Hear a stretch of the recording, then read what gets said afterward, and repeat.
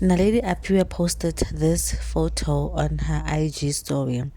It's a photo of what seems like a screenshot from her call log from her sister, and she captioned it boundaries, right? As you guys can see, she has been getting missed calls, like a lot of missed calls from her sister, and she also blocked her sister because it shows there at the bottom, you blocked Londi 281.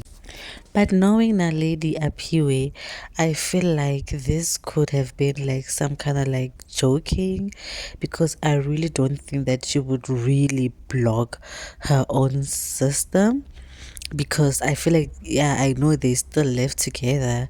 I don't think it was that deep. I think maybe it was just like playing around. We also don't know what's happening, if maybe she was serious, but I'm saying, like, knowing her, she might have been playing, because Unaledi loves her sister more than anything in this world. Like, literally, the people that she has and she always brags and talks about on her social media is her father and her sister. Her sister is her whole world. That one I know for sure. They also live together, by the way, with her sister's child. So I feel like why she captioned it boundaries, I don't know what the sister could have wanted, but I am assuming because it was around the time where she released her new song, and she has been busy and she probably felt like maybe her sister was not understanding.